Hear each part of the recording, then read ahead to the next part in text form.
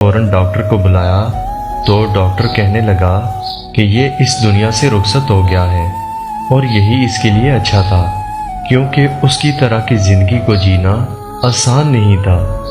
جب انسان اپنی امید چھوڑ دیتا ہے تو وہ ویسے بھی زندہ نہیں رہ پاتا۔ مجھے اپنے شوہر کے جانے کا دکھ ہوا۔ اس نے چاہے جتنا بھی برا کیا ہو، پھر بھی اس کے ساتھ یہ سب کچھ نہیں ہونا چاہیے تھا۔ اسے زندہ رہنے کا حق حاصل تھا۔ شوہر کی تدفین کے بعد میں عدت میں بیٹھ گئی۔ اسی دوران میرے گھر میں نوکرانی آیا کرتی تھی اور گھر کے کاموں کو وہی کیا کرتی تھی۔ ایک دن دروازے پر دستک ہوئی تو مجھے نوکرانی نے بتایا کہ آپ سے کوئی عورت ملنا چاہتی ہے، اس کے ساتھ 2 بچے بھی ہیں۔ جب میں گئی تو میں نے اس عورت کو دیکھا جس کو میں نے پہلے کبھی نہیں دیکھا تھا۔ اس نے کہا کہ میں تمہارے شوہر کی دوسری بیوی ہوں۔ میری شادی کو 2 سال ہو گئے، مطلب جب اس نے تم سے شادی کی اس کے ٹھیک 4 مہینے کے بعد اس نے مجھ سے شادی کر لی۔ میں اپنے بچوں کا اور اپنا حق لینے آئی ہوں۔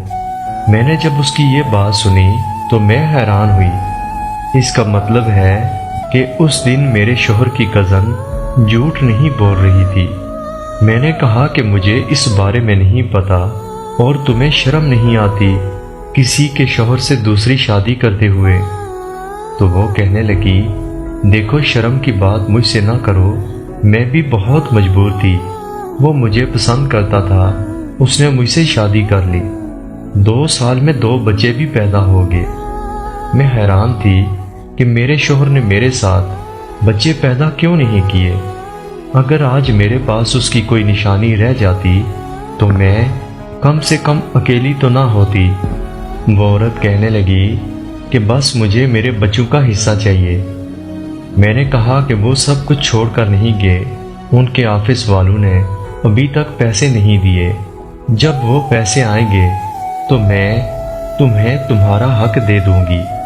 لیکن اس عورت نے مجھ سے جھگڑا شروع کر دیا اور گھر میں تلاشی لینے لگی۔ میں نے کہا کہ کچھ بھی نہیں، یہاں سے چلی جاؤ۔ اس کے بعد وہ عورت چلی گئی۔ میری نوکرانی نے مجھے 3 دن کے بعد بتایا کہ میں اس عورت کو جانتی ہوں۔ یہ تو غلط کام کرتی ہے، امیر لوگوں سے شادی کرتی ہے، پھر بعد میں ان کی دولت مانگتی ہے، طلاق لینے کے بعد کہتی ہے مجھے میرے بچوں کا خرچہ دو۔ پتہ نہیں اس نے یہ سب کیوں کیا، لیکن یہ اچھی عورت نہیں۔ ابھی مجھے عدت میں بیٹھے زیادہ وقت نہیں ہوا تھا، مجھے اپنے شوہر کا بار بار خیال آتا کہ وہ کیوں غسلخانے کی طرف اشارہ کرتا تھا۔ میرے شوہر کے پیسے بھی نہیں آ رہے تھے، اور اس کی دوسری بیوی بار بار مجھے فون کرتی اور کہتی کہ پیسے کب آئیں گے۔ اس نے مجھے بہت تنگ کر رکھا تھا۔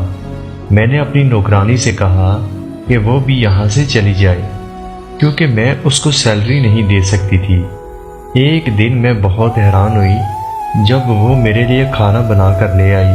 اس نے کہا کہ آپ بہت اچھی ہیں، آپ نے میرا بہت خیال رکھا، میں آپ کے لیے اتنا ہی کر سکتی ہوں۔ اس دن مجھے احساس ہوا کہ اگر آپ اچھے لوگوں کے ساتھ اچھا کریں تو وہ آپ کے ساتھ اس سے بھی زیادہ بڑھ کر اچھائی کرنے کی کوشش کرتے ہیں۔ میں نے اسے کہا کہ اگر میرے حالات بہتر ہو گئے تو میں اسے نوکری پر رکھ لوں گی اور اس کو سیلری بھی دوں گی۔ میرے شوہر کے آفس والے شاید میرے شوہر کے پیسے کھا جانا چاہتے تھے۔ ادھر اس کی بیوی نے بھی مجھے بہت زیادہ تنگ کیا ہوا تھا۔ میں نے اپنی کچھ سہیلیوں سے تھوڑے پیسے ادھار لیے ہوئے تھے، اور اسی طرح میرا کھانا پینا چل رہا تھا۔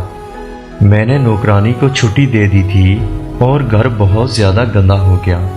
ویسے بھی میرے پاس کرنے کو کچھ نہیں تھا، تو میں نے سوچا چلو گھر کی صفائی کر دوں۔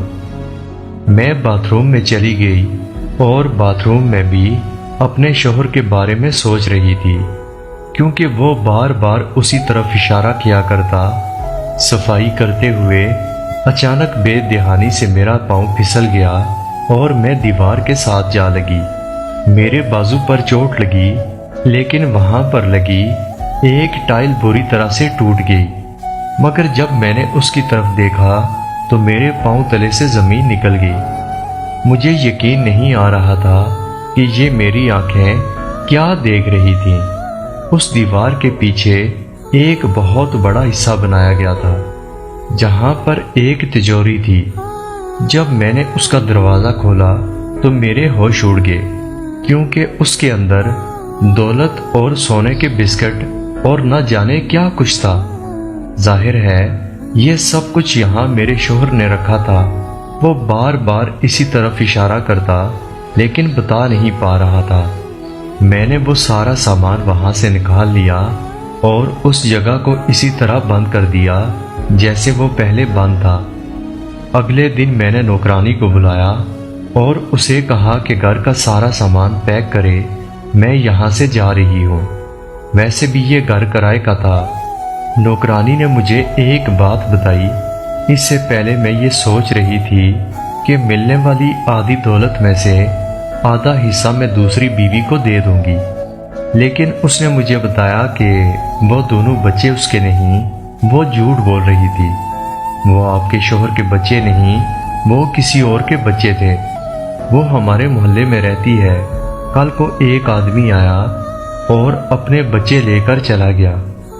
نوکرانی کا کہنا تھا کہ یہ بھی ہو سکتا ہے کہ وہ جھوٹ بول رہی ہو، آپ کے شوہر نے اس کے ساتھ شادی نہ کی ہو، کیونکہ یہ عورت تو اسی طرح کے ڈرامے کرتی ہے۔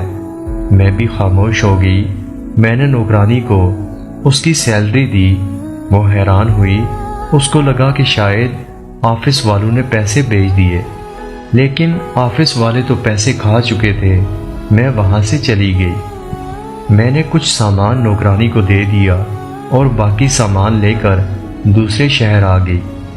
دوسرے شہر جا کر میں نے گھر بنایا، نوکری کرنے لگی، اور آج میرے پاس گاڑی ہے، گھر ہے، اور میں اپنے شوہر کے نام ایک مسجد بھی بنوا رہی ہوں۔ یہ پیسے اسی کے تھے اور میں نے یہ پیسے اسی کے لیے رکھے تھے۔ شاید وہ بھی مجھے یہی بتانا چاہتا تھا، شاید میرے شوہر کی قسمت میں یہی لکھا تھا۔ میں اپنے شوہر کو اچھے الفاظ میں یاد کرتی ہوں، اس کے ایصال ثواب کے لیے ہر وقت دعا کرتی رہتی ہوں، کیونکہ وہ جیسا بھی تھا تو میرا شوہر۔ ہمیں اس کہانی سے ایک سبق یہ بھی ملتا ہے کہ انسان اپنی زندگی میں 2 نمبری سے جتنا بھی پیسہ اکٹھا کر لے، آخر ایک دن اس نے مرنا ہے، اور جو اس نے کھا لیا اور پہن لیا بس وہی اس کا تھا، باقی کا مال سب اس کے وارث لے گئے۔